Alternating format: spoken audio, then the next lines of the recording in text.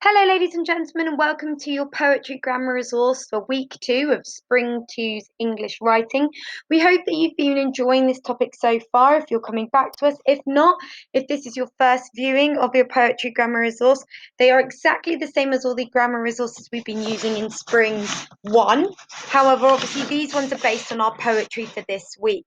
We hope that you've been enjoying or are looking forward to your poetry topic for this term. And a massive well done to you for looking at your grammar resources. This is probably going to be one of the most useful things for your learning. So just like all the other ones, ladies and gentlemen, it always takes us through how to use these slides. So this slideshow will help you with, and I don't know why it's a character description, pardon me, this will help you with your poetry writing. I'm going to change that poem. You need to go through it each day, revisiting the areas in which you find the sort of you get stuck with when drafting or using it to upscale your writing. It can also be used as a tool to clarify and support your learning. So these are the key areas that it's going to take us through. And as you can see, it's quite a short teaching resource for you today. So the first thing we're going to be looking at is what is a poem. So we know a poem is a piece of writing that expresses feelings and ideas using imaginative language. People have been writing poems for thousands of years. A person who writes poetry is called a poet. So it takes us through what is a poem, where we might see them, and also, as it says here, it says, watch the following clips. They will explain more about poems and how to interpret them.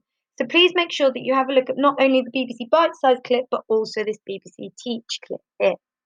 It then takes you through, just taken off our slides that we've been using for our writing this week. Here are some useful websites to support your understanding of learning and poems. Remember to refer back to them throughout your work. This is also the success criteria, ladies and gentlemen, that we are going to be using in our writing. Hopefully you've referred back to this grammar resource slide when you look at your success criteria, because you need to be able to use these properly.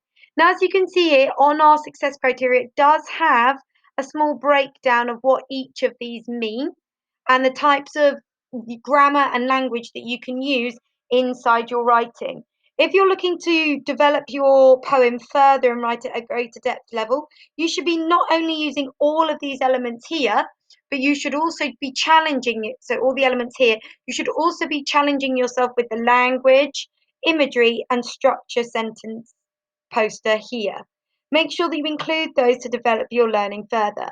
In regards to your success criteria, this grammar resource will take you through all the key features off of that and explain them in a bit more detail to support you and to remind you. So as we know, it mentions throughout poetry a stanza, also known as stanzas.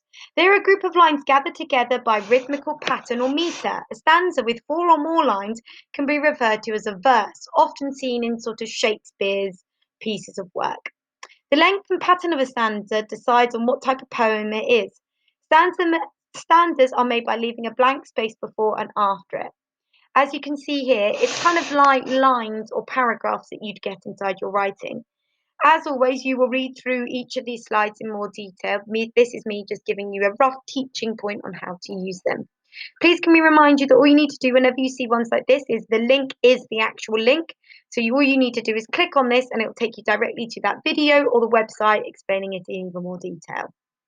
As always, they also contain examples as well as definitions as well. Similar to our stanza, rhyming is the same. It explains what it is, it gives us some examples and also some videos and activities for you to do. As you can see here, it also asks you to have a go at your own rhyming couplets, so rhyming words. Can you write down, drawing yourself a grid, all the words that rhyme with bear, sand, flower, cat, frog, night, morning, shore, great, fair? Once you've written as many in your table as you can all about rhyming, perhaps have a go at then writing a small poem that contains all of your new rhyming words. We then move on to repetition, particularly poetry, using repetition within poetry. As you can see here, it gives you a definition with different types of repetition used in poetry.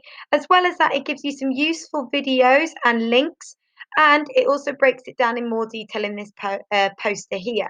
Please remember that we are looking for some form of repetition with inside your poster, so make sure that you spend a bit of time reading over these. then moves on to alliteration. As you can see here again, it gives you a definition with some examples. As well as that, it gives you some ones that you can use in your own writing. As well as that, a link here that you can click on to learn more about alliteration. And then it gives you some instructions. It says use the alliteration ideas sheets, that's this one here, to support your writing. Then have a go at the awesome alliteration worksheet and upload it to Class Dojo. All the instructions, ladies and gentlemen, are on there.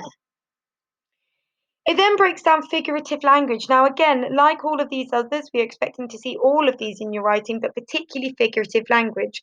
As you can see, it explains what is figurative language and where we might see it. It also provides you with a video that you can watch, and then it breaks down each of these. As you can see here, we've broken down each of these for you again with definitions, examples, and videos, as well as some activities that you can have a go at. So you've got similes and metaphors, personification, onomatopoeia, and verbs. Now, not all of them have activities, but if they do, you'll see blank worksheets like this or some instructions on there explaining what you need to do. It then takes you through what verbs are, because we definitely like to be seeing some of those with a modelled example and some websites to look at. And as well as that, the same with some adjectives. Just the same as the previous ones, it gives you the definition. If you click here as well, this will take you to a website which breaks down nouns for you in a bit more detail. It gives you some examples and some sentence structures. It then gives you down, hidden behind here, some videos that you can look at, and then also some exciting adjectives that you can use in your own poems and writing. It then takes you through a poetry toolkit, which is similar to your success criteria and what can be found on the remote learning website. This is what we expect to see in all of your pieces of writing, so all of your poems. So make sure that you can also use this perhaps alongside your writing to develop it further. As well as this, I've already spoken about this, but as you can see here, it is taken from a GCSE supporting sheet. You do not have to use all of it, but we would like to see as much of it as you can, particularly those of you who like to challenge yourself with the greater depth writing. And last but not least, it takes you through the features of poetry and what we'd like to see. If you do have any questions, ladies and gentlemen, regarding your poems or any of the grammar that you've seen in today's grammar resource, please do not hesitate to get in contact. I'd be more than happy, that's Miss Jobbins, and your class teacher would be more than happy to help you in any way that we can. We hope you have a lovely evening and speak to you soon. Bye!